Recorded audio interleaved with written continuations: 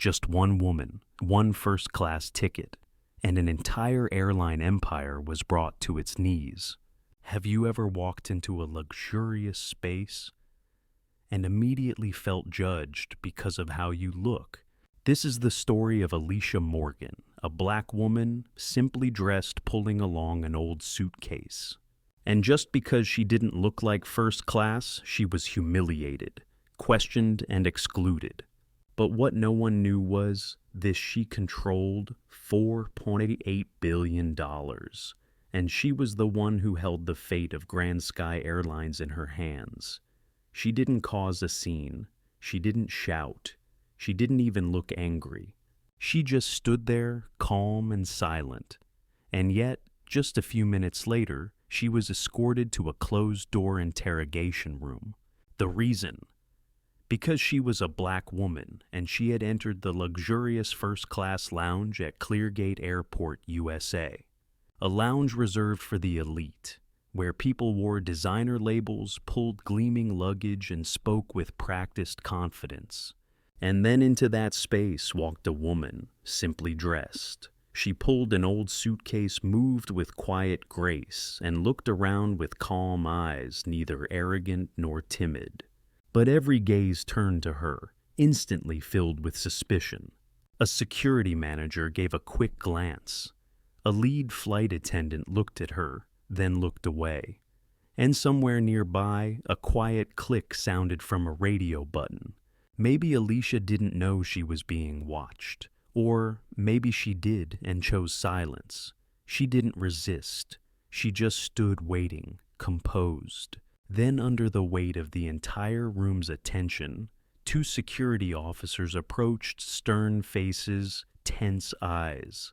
But what they didn't know was that ordinary-looking woman held invisible power, the kind that could shift the direction of an entire airport in an instant.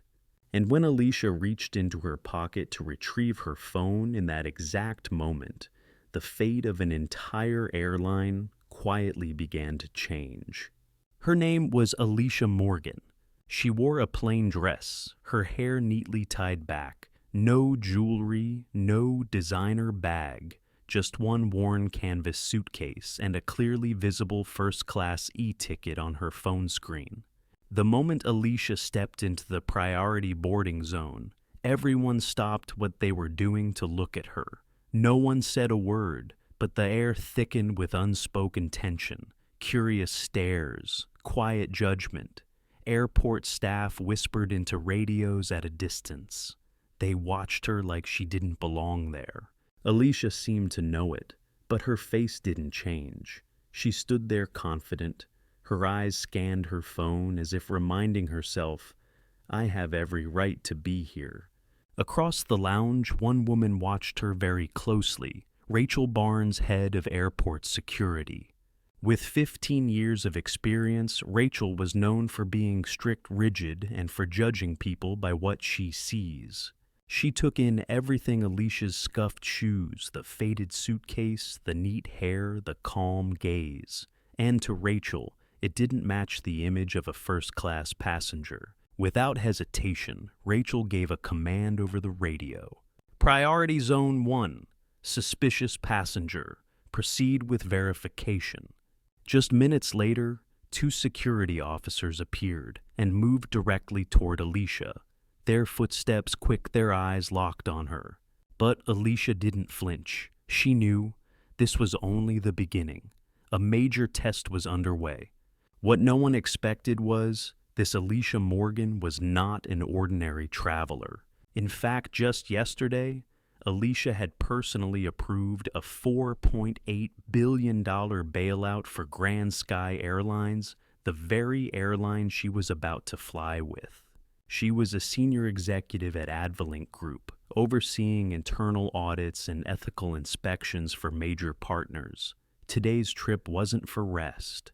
It was a Level 3 covert inspection, a secret audit organized by Alicia herself, and no one at the airline knew. Alicia chose to dress, simply act modestly, and show no signs of power. because she wanted to see how people would truly treat their customers when they thought no one was watching. Behind closed doors, Rachel Barnes, the woman monitoring the security cameras, had never felt this unsettled before. Despite having handled thousands of situations over her 15-year career, Alicia's calm gaze made her feel out of control. She glanced back at the ticket on the system. Alicia Morgan, first-class ticket, priority boarding. Everything was valid. But in Rachel's mind, it had to be a system error. She couldn't believe a black woman with an old suitcase and scuffed shoes could be a true VIP. Unable to hide her bias, she gave another order over the radio. Run additional verification. Ask the black female passenger at the end of the line to state the reason for her trip and reconfirm her class. A young flight attendant approached Alicia, slightly nervous. "Excuse me, ma'am. May I recheck your ticket and ID?" Alicia didn't react. She calmly unlocked her phone and presented the e-ticket. Then from her pocket, she pulled out her passport. Everything was in order. But then came a question that made the entire atmosphere freeze. "Could you clarify the reason for your trip and why you're using priority service?" Alicia finally looked up. She stared directly into the camera where Rachel was watching and replied with crystal clarity, "I'm flying to Seattle for business, and my ticket is first class already confirmed." Her voice rang out clear and firm, loud enough for everyone nearby to hear. Rachel let out a cold, bitter smile through the monitor. Even though Alicia had responded perfectly, she still didn't believe it. To Rachel, Alicia's very presence was an offense to the prestige of the space she was guarding. A silent showdown began. Rachel left the monitoring desk. She walked toward Alicia, each step echoing loudly on the marble floor like a warning. Standing in front of Alicia, she looked directly at the phone screen, then leaned in and said loud enough for others to hear, "You're in the wrong line. Economy class is over there." The entire lounge fell still. Some passengers turned their heads. A few frowned silently. They knew this wasn't just a polite reminder. It was a veiled insult. But Alicia didn't show anger. She looked Rachel in the eyes so calm, it was unnerving. She gave a slight smile, not weak, but the smile of someone who knew exactly who she was. "I know exactly where I belong." This time Rachel was speechless. A woman dressed simply, looking her the highest authority in the airport, straight in the eye without fear. Rachel's frustration boiled over. She turned to a nearby security officer and ordered, "Escort her to the interrogation room. I want full verification." The two officers obeyed immediately. They approached not rough, but assertive. And Alicia. She gave a small nod, pulled her old suitcase and followed, head held high, not the slightest hint of fear. The suitcase wheels rolled softly over the tile, leaving behind a lounge heavy with silence. Interrogation room, where truth speaks. Alicia sat on the cold metal chair in the small room. In front of her was a security officer with a face like ice. No introduction, no smile. Full name, his voice was dry. Alicia Morgan. Purpose of travel. Business. He looked her up and down. A gray turtleneck sweater, simple slacks, flat shoes. She didn't look like a business executive. He snapped, "If this is a business trip, why are you dressed like this?" Alicia lifted her head. Her eyes were sharp as blades. "My clothing has nothing to do with my reasons for traveling. What exactly do you mean?" The answer caught him off guard. Another female officer began to search Alicia's bag. Inside a laptop, a notebook, and a red-sealed envelope bearing the wax insignia of Advalink Group. She held it up. "What is this?" "Work documents. We need to inspect it. If you wish to open that, you'll need a lawyer and a court order. Any other action would be unlawful." All room froze. The two officers looked at each other. They hadn't expected this woman to be so composed, so informed. Outside, Rachel was still watching the cameras. She started to frown. Alicia's silence was no longer weakness. It had become her strength. Alicia stared into the camera, as if silently delivering a message. I'm ready for whatever comes next. She stood up, picked up the envelope and laptop, placed them back in her bag, and said, "If this is a random check, please include it in your report.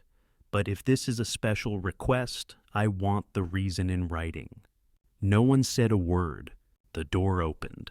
The two officers motioned for her to leave, but this time their eyes had changed.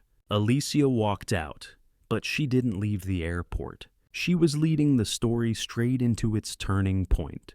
After leaving the interrogation room, Alicia returned to the boarding area. No one stopped her. No one said a word. But the looks from airport staff to fellow passengers had changed, from suspicion to discomfort. She boarded the first-class cabin. The space was silent. Luxury leather seats, soft ambient lighting. Everything was refined and expensive. Yet the presence of Alicia, a black woman, dressed simply pulling a worn suitcase, drew every gaze like she had just stepped into a world that wasn't meant for her. She walked with grace, no expression, no lowered head. She went to her assigned seat and sat down. Another pair of eyes had been watching her closely. It was Sarah Barnes, the flight's chief purser, and cousin to Rachel Barnes, the same woman who ordered Alicia's interrogation earlier. Sarah was known for her polished professional exterior, but underneath she judged passengers by their appearance. And to Sarah, Alicia didn't fit the image of a first-class traveler. Sarah began serving passengers, smiling warmly, handing out hot towels, greeting each guest with a honey-sweet voice. But when she reached Alicia's row, she glanced past her as if she didn't exist. No greeting, no towel, no water. A deliberate snub. Sitting next to Alicia was a middle-aged man in a crisp suit, a gleaming Rolex on his wrist. He glanced at Alicia like she was some sort of joke. He muttered just loud enough for the surrounding rows to hear. Guess these days anyone can buy a first-class ticket. What a time we live in. A few people chuckled softly. Some turned away awkwardly. Alicia didn't respond right away. Then she turned and looked at him, her gaze calm, a faint smile forming. Not polite, not forced. The kind of smile that says, I don't have to prove anything to you. Do you think money is the only thing that seats someone here? The man fell silent. A flicker of embarrassment crossed his face. He turned away. Didn't say another word. Up at the front of the cabin, Sarah Barnes witnessed the exchange. She saw the man shut down. She wasn't upset about Alicia speaking up. She was irritated that Alicia didn't stay quiet like so many others who'd face subtle discrimination. She decided this wouldn't end so easily. About 10 minutes later, Sarah returned to Alicia's seat, the fake smile still on her lips, but her voice now louder than necessary, just loud enough for the cabin to hear. Excuse me, Ms. Morgan. We need you to move to another seat at the rear to help balance the aircraft's weight. A murmur ran through the first-class cabin. Alicia slowly turned her head. She looked directly at Sarah, as if confirming that she'd actually just said that. And then her voice rang out, slow, steady, unmistakable. To balance the weight, then why am I the only one being asked to move? Her question hit like lightning. Everyone heard it. Whispers broke out. Frowns appeared.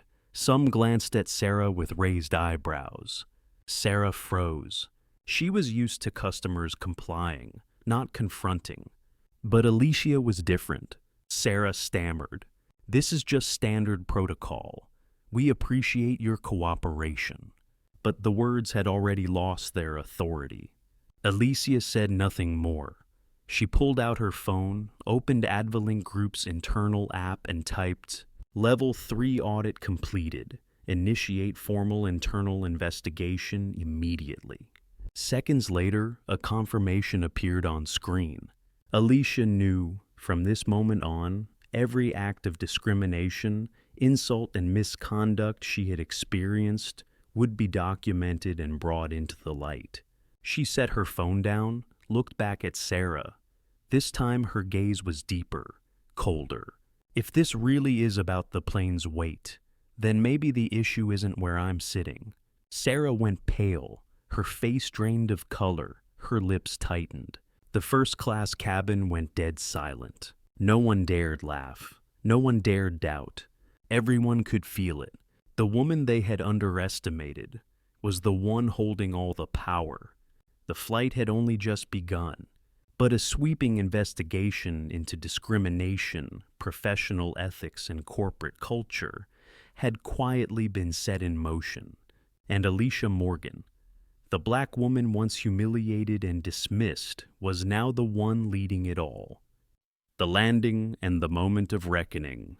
The plane slowly touched down on the runway at Seattle Airport. In the first-class cabin, the atmosphere was suffocatingly heavy. Passengers remained silent, avoiding Alicia's gaze.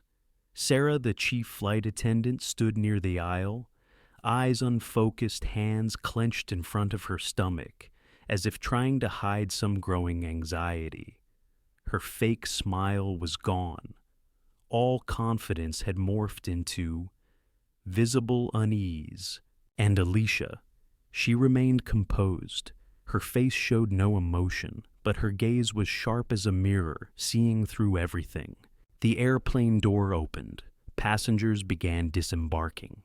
When it was Alicia's turn, a uniformed airport official in a special insignia stepped into the first-class cabin, looked around, and calmly spoke. "Ms. Alicia Morgan, please come with us. No commotion, no force, just an invitation." But everyone present understood this was no routine procedure. Alicia stood up. Her eyes swept over to Sarah, who stood frozen at the back of the cabin. Sarah quickly averted her gaze, lips tightening, as though she'd just swallowed her own fear. Alicia said nothing. She followed the official, pulling her familiar old suitcase behind her spine, straight each step, echoing like a verdict through the conscience of those who had misjudged her.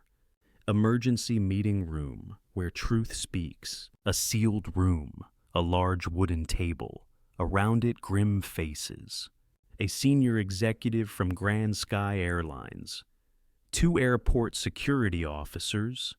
A representative from the Federal Aviation Administration, FAA.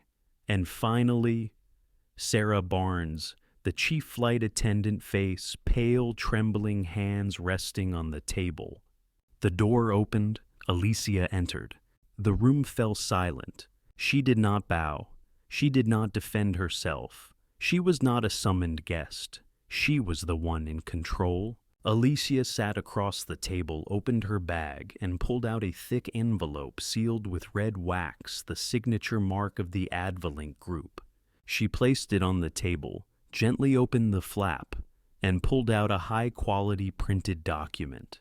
At the top, bold letters read, "Alicia Morgan, Head of Ethics and Service Quality Audits, Advalink Group." She looked up, locking eyes with each person in the room, and spoke slowly. "My name is Alicia Morgan, and I'm the one who conducted today's Level 3 audit. I regret to inform you Grand Sky Airlines has failed this audit completely." It was as if a cold gust of wind blew through the room. The Grand Sky executive's face turned to stone. Sarah's mouth hung open, eyes wide. She couldn't believe her ears. The FAA representative immediately pulled out a notebook and began writing furiously. No one had expected that the woman they had doubted, insulted, and escorted from the lounge was the one holding the financial fate of the entire airline in her hands. Alicia remained composed, but her tone grew firmer. Every act of discrimination, disrespect, and mistreatment I experienced, from the terminal to the first-class cabin, has been fully documented. What disappoints me most isn't just the actions of a few individuals, but the culture of silence and prejudice that has been allowed to grow from management to the front line. A Grand Sky representative tried to interject with an apology, but Alicia held up her hand. "I'm not here for an apology. I'm here to witness real change." The room fell quiet again. Eyes dropped. Some sighed quietly. Sarah Barnes couldn't say a word. She knew any excuse now would be meaningless. Alicia sat upright, closed the folder. Her voice was no longer just speaking. It was passing judgment. "Your airline has been warned many times about systemic discrimination, but no one really acted. Today the evidence is enough. I don't want scattered disciplinary measures. I want a true overhaul. A new system where respect and human dignity are non-negotiable." Then she stood. She didn't wait for applause. She didn't expect anyone to beg for forgiveness. She wasn't seeking fame. She simply left behind an undeniable truth. When prejudice and blind power are challenged by calm courage and conviction, the so-called weaker one isn't always the one who loses.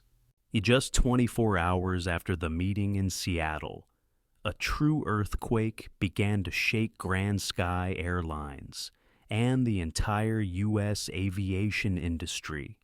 Advalink Group, where Alicia Morgan serves as head of ethics audits, issued an official press release. "We are indefinitely suspending all negotiations related to the $4.8 billion financial bailout package with Grand Sky Airlines." Just one short sentence, but it sent shockwaves through the financial markets. The fallout was immediate. Grand Sky's stock plummeted over 60%, value lost in a single day.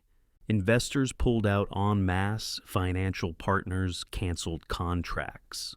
The company descended into chaos, with departments flooding executives with desperate, urgent emails. The media ran the story nonstop, with headlines screaming, "One woman, one first-class ticket," and an entire airline empire exposed. The people responsible start to face consequences. Rachel Barnes, the former head of security at Cleargate Airport, received a suspension notice just hours after footage of her discriminatory behavior went public. No meetings, no defense. Just a curt email: "You have seriously violated the ethical standards of the service industry. Your suspension is effective immediately." Sarah Barnes, the flight attendant who humiliated Alicia mid-flight, didn't escape either. Her name was permanently removed from the first-class service roster. She was reassigned to low-level domestic routes, no prestige, no perks. Mandatory ethics training was launched across the entire airline, and Alicia Morgan. She personally led the curriculum development. No one was exempt. The entire system was forced to look inward. Grand Sky Airlines now had to face a bitter truth. The woman they had underestimated was the very one who held their financial fate and reputation in her hands. And yet Alicia Morgan remained calm. No gloating, no revenge. In a private press briefing, she said only, "I didn't do this to bring anyone down. I did it to wake people up. Because no one, regardless of race, gender, or clothing, deserves to be mistreated based on how they look." 1 week later, the final encounter. Late afternoon, Cleargate Airport was busy again, rolling suitcases overhead, announcements echoing through the terminal. But among the travelers, one woman had returned, not for business, not for inspection, just to revisit the place where it all began. It was Alicia Morgan. She walked past the first-class lounge, the very lounge where she had once been, doubted, interrogated, and pushed aside for not looking like someone with power. She didn't stop. She simply smiled faintly. Nearby, a small corner of the terminal had reopened as a customer service booth. Inside was an older woman in a plain uniform hunched over documents. It was Rachel Barnes. No name tag, no radio, no proud posture. Just a middle-aged woman, quiet and tired. Alicia paused a few meters away. She watched Rachel for a long moment, not with anger, but with a kind of quiet sorrow. Rachel seemed to sense it. She slowly looked up. When their eyes met, Rachel immediately lowered her head, her lips trembling. She whispered almost like a confession. I'm sorry." Alicia stepped closer. She looked at Rachel, then gently said, "You were right about one thing, Rachel. I don't look like the people you usually see in first class." Rachel lifted her head, eyes brimming with tears.